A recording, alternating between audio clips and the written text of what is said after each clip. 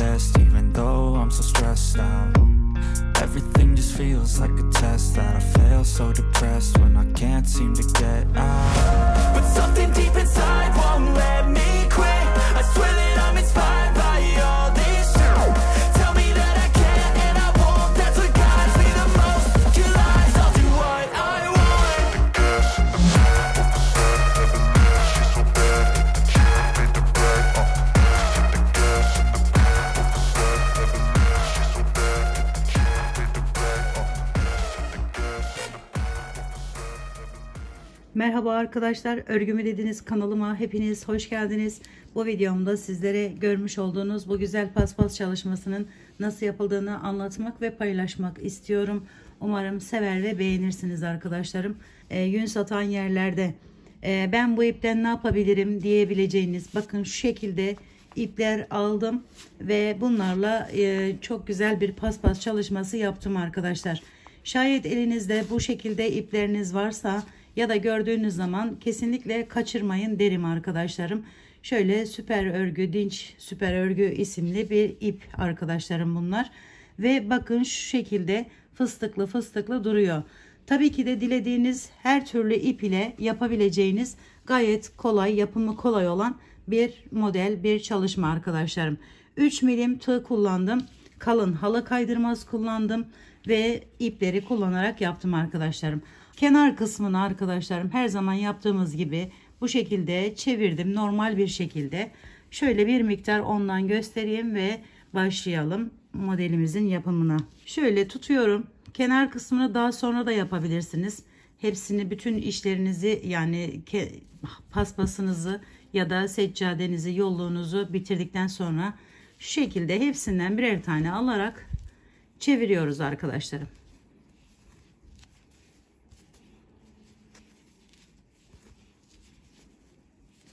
Bunu dilediğiniz renkleri ile de yapabilirsiniz.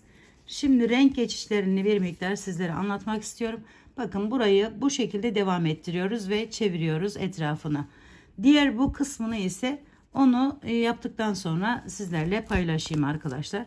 Şimdi kenarını bu şekilde yaptıktan sonra bakın hemen aynı renk iple bir sıra yaptım. Daha sonra bir tane boş bırakıyoruz burada ve devam ediyoruz. Şimdi göstereceğim şekilde. Bu yerimiz arkadaşlar şurası. Şimdi bu ip buraya alacağız. Bu rengi de buraya alacağız. Mesela bu şekilde devam edecek. Yani üçgenler şeklinde paspasımız devam edecek. Evet arkadaşlarım, ilk başlarken buradan anlatsam daha güzel olacak. Çünkü en yeri burası zaten. Çok kolay bir model ama bakın şu şekilde en sondaki yerden giriş yaptım. Arkadan şu şekilde geçiriyorum tığımı. Şöyle. Daha sonra bunu ipimi alıp çekiyorum. Şöyle bir tane zincirle sabitledikten sonra tekrar üzerine alıyorum. Aynı yerden ama delikten değil arkadaşlar. Şöyle aradan giriş yapıp topluyorum tığıma. Şu şekilde. Sonra çekiyorum hepsini birlikte. Bir tane zincir çekiyorum. Üzerine alıyorum ve şimdi bir yana geçiyorum. Bakın bir yanda bütün aralarda şu şekilde yerler var. Fıstık gibi duruyor ve bu aralardan giriş yapıyoruz bu şekilde. Arkadan tutunuyorum ve çekiyorum. Tığımı aldım. Sonra bir daha aynı şekilde alıyorum ve hepsini birlikte çekiyorum.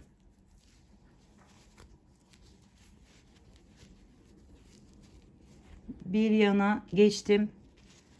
Bunu dilediğiniz iplerle yapabilirsiniz arkadaşlar. Söyledim mi bilmiyorum ama şu şekilde aldım ve buradan devam ediyoruz.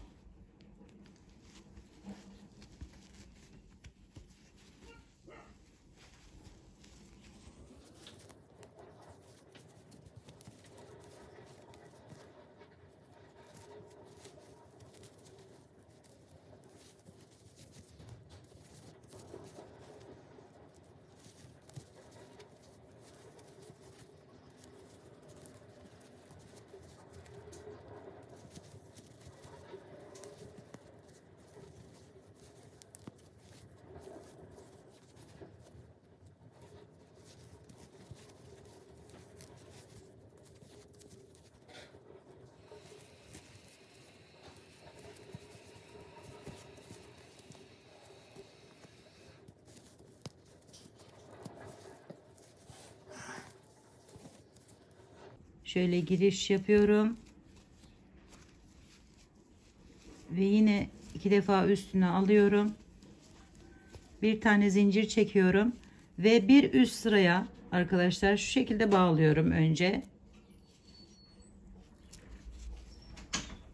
Şöyle bağlıyorum. Sonra burada bir zincir çekiyorum. Geri dönüyorum. Şimdi bu sırası diğerine göre biraz daha kolay. Aşağıya bağlamadan devam edeceğiz. Üzerine aldım. Hemen ilk boşluğuma bir tane fıstık yapıyorum. Bir zincir çektim. Tekrar devam ediyorum. Bakın şu aralardan giriş yaparak halı kaydırmaza bu sırayı bağlamıyoruz arkadaşlar. Zaten ters ve zor oluyor. Gerek de yok. Çünkü bir sonrakini buraya bağlayarak devam ediyoruz. Bakın şöyle hemen bir zincir çekip buradan devam ediyoruz.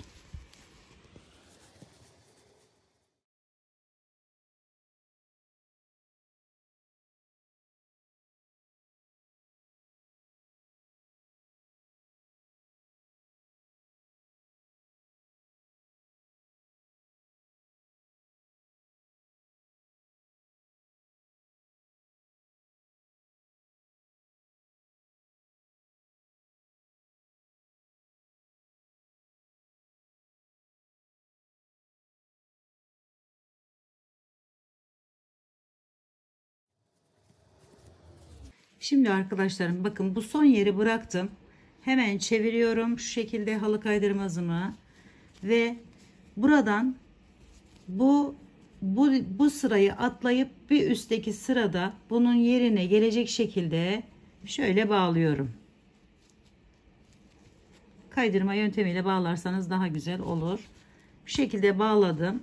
Sonra bir miktar ipimi gevşeltiyorum ve bakın burada da bu sırayı atlıyoruz. Hemen şöyle arasından geçirip diğer yere, yani buraya ilk başlangıç gibi buradan başlayacağımız için şöyle oraya kadar getiriyorum kaydırma yöntemiyle.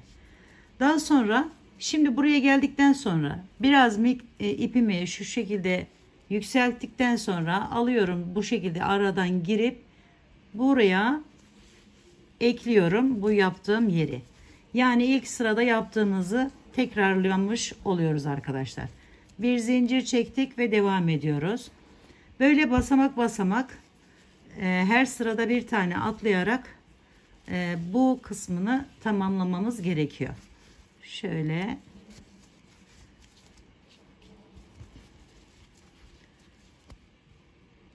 bu sırada bakın arkaya halı kaydırmaza bağlıyoruz ve şu boşluğu buraya montelemiş oluyoruz arkadaşlar. Evet, modelimiz bu şekilde devam ediyor. Gördüğünüz gibi gayet kolay. Bir sırada zaten hiç halı kaydırmaza eklemeden ikinci sırada da o şekilde ekleme yaparak devam ediyoruz arkadaşlar. Evet, şimdi bunu yaparak böyle bir tane atlayarak buraya kadar getiriyoruz. Yani bitene kadar, bir tane kalana kadar. Daha sonra şuradan yeşili bağlayacağım veya işte kullanacağınız diğer rengi veya renkleri arkadaşlar. Çok renkli de yapabilirsiniz. Onu da buradan bağlayıp buradan devam edeceğiz aynı şekilde. Evet, yapımı bu kadar arkadaşlarım. Bu kenar kısımlarını ise şuradan göstereyim. Şu kenarını şu ipimle göstereyim bir miktar. Bitmiş halinde bitirdikten sonra bakın şu kenardan giriş yapıyorum. Şöyle herhangi bir yerinden tutunuyorum arkadaşlar ve buraya bağlıyorum önce, sonra buraya fıstık yapıyorum.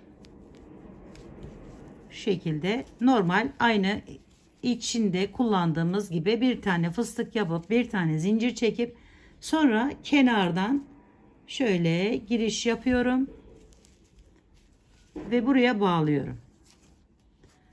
Biraz uzatıyorum. Bir tane fıstık yapıyorum.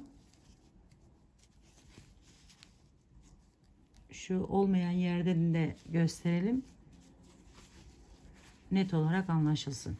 Evet, bu şekilde de kenar kısmını yapıyoruz arkadaşlarım.